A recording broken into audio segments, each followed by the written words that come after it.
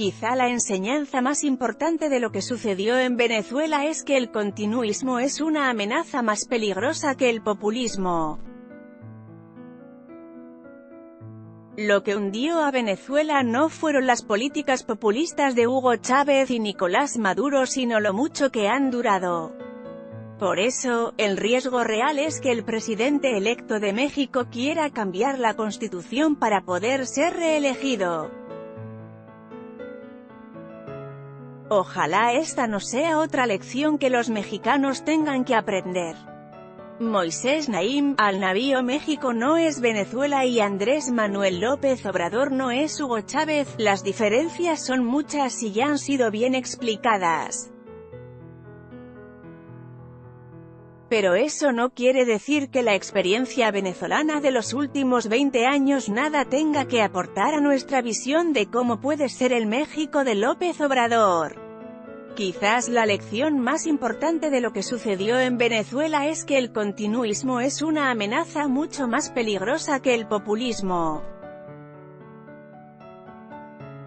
Lo que hundió a Venezuela no fueron las políticas populistas de Chávez y Nicolás Maduro, sino lo mucho que han durado. El Estado fallido que es incapaz de alimentar a su gente, darle medicinas, protegerla del crimen o cortar la inflación más alta del mundo es el resultado de haber tenido al mismo régimen, haciendo lo mismo, por 20 años.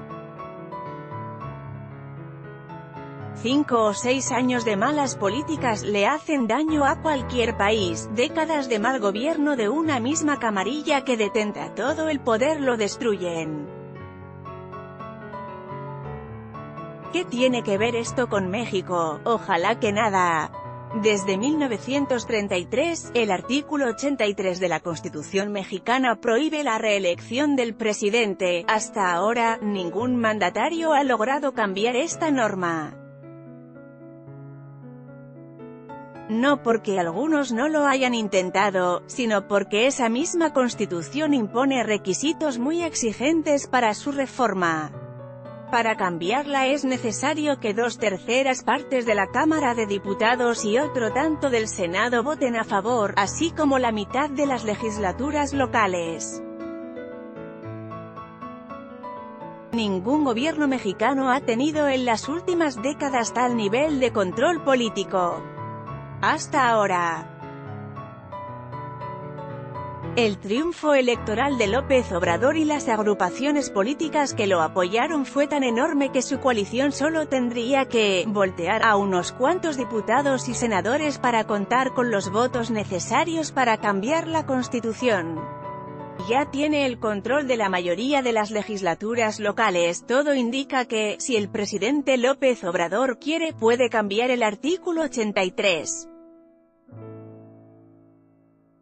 De hacerlo, él no sería una excepción, sino que formaría parte en una larga lista de presidentes que cambian las reglas para alargar su estadía en el poder. Rusia, Bolivia, Turquía, China y Sudáfrica son ejemplos recientes de lo que, lamentablemente, es una tendencia global. Los mandatarios que proponen un cambio constitucional suelen justificarlo como un requisito indispensable para enfrentar los males del país. La lucha contra la corrupción, la pobreza y la injusticia social se usan con frecuencia para explicar la necesidad de cambiar la Constitución. Estas justificaciones suelen ser un truco para distraer la atención de la opinión pública de la principal motivación del presidente: continuar en el cargo. Hugo Chávez, por ejemplo, justificó el cambio que culminó permitiendo su reelección y concentrando el poder en sus manos, repitiendo hasta la saciedad que solo aprobando su nueva constitución se podrían eliminar la pobreza y la desigualdad. No resultó así. Ese cambio constitucional creó las condiciones que hoy diezman a los pobres cuyos intereses Chávez decía representar. Es posible que la experiencia venezolana con el cambio constitucional sea irrelevante para México y que el presidente López Obrador se limite a gobernar durante el periodo constitucional de 6 años. y que no intente tener más poder del que ya tendrá. Después de todo, como presidente, será jefe de Estado, jefe de gobierno y jefe de las Fuerzas Armadas. También es el jefe de su partido y líder de la coalición que lo llevó al poder, la cual tendrá la mayoría absoluta en el Congreso. Esto le permitirá a López Obrador promover iniciativas que tendrán garantizada la aprobación del Poder Legislativo. Además, tendrá la posibilidad de colocar a sus partidarios en cargos claves del Poder Judicial, incluyendo la Suprema Corte de Justicia. Rectora del CNE anuncia prohibición de los partidos políticos opositores para comicios del 9 de diciembre. El riesgo real es que López Obrador caiga en la tentación de querer quedarse por 6 años más. Paradójicamente, la experiencia internacional sugiere que mientras peor les van las cosas a los presidentes, más intenso es su deseo de continuar en el poder. Otra importante lección a tener en cuenta es que los gobiernos populistas suelen comenzar bien y terminar mal.